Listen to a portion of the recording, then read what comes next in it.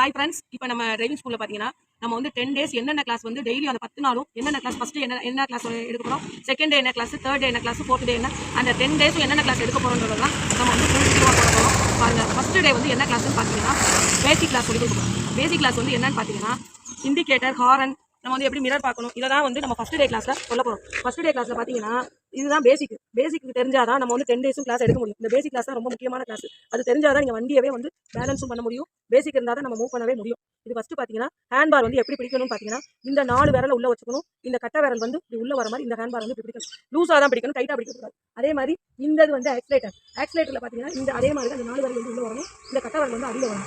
இப்படி கொடுத்தீங்கன்னா கூடும், இப்படி கொடுத்தீங்கன்னா குறையும். இது ரொம்ப முக்கியம். அழுத்தம் வந்து அதிகமாக கொடுக்கக்கூடாது. அழுத்தம் அதிகமாக கொடுத்தீங்கன்னா ஆக்சிலேட்டர் அளவு கூடியும்.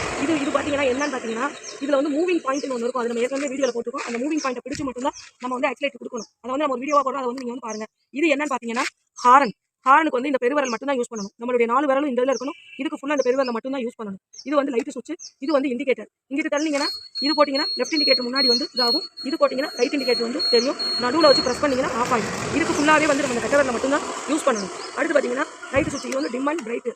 இந்த லைட்டை வந்து ஆன் பண்ணி இதுலேயும் அதே மாதிரி தான் இந்த 4 விரல் இங்கே இருக்கணும். இந்த கட்டவரில் தான் லைட்டு போடணும். இதில் வந்து டிம் அண்ட் பிரைட்டு.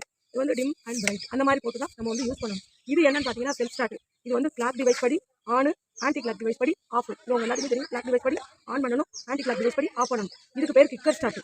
அது வந்து ஸ்டாண்டை போட்டு நம்ம சொல்லி கொடுப்போம். இது என்னன்னு பார்த்தீங்கன்னா ஆன் பண்ணி இந்த வந்து செல்ஃப் ஸ்டார்ட் ஆகிடும். அடுத்து வந்து ஆஃப் பண்ணணும்.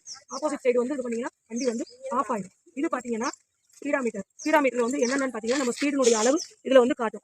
ஃபஸ்ட்டு வந்து 10, 20, 30, 40 நம்ம ஸ்பீடாமீட்டர் வச்சு கனெக்ட் பண்ணி நம்ம வந்து நம்ம வேகத்தை கூட்டிக்கலாம், குறைச்சிக்கலாம். இது என்னன்னு பார்த்தீங்கன்னா ஃபியூல் கேஜி வந்து இதனுடைய அளவு பார்த்தீங்கன்னா இதுக்கு அளவுக்கு தகுந்த மாதிரி நம்ம வந்து பெட்ரோல் போட்டணும். எண்டு வந்து ரெட்டுக்கு வந்துடக்கூடாது. அதை பார்த்து நம்ம வந்து பெட்ரோல் வந்து போட்டுக்கணும். இது என்னன்னு பார்த்தீங்கன்னா ஸ்டாண்டு வந்து எப்படி யூஸ் பண்ணணும்னா இந்த மாதிரி வந்து யூஸ் பண்ணணும். நம்ம சேனலை சப்ஸ்கிரைப் பண்ணுங்கள், லைக் பண்ணுங்கள், நம்ம கான்டாக்ட் நம்பரில் கான்டாக்ட் பண்ணுங்கள். Thank you friends.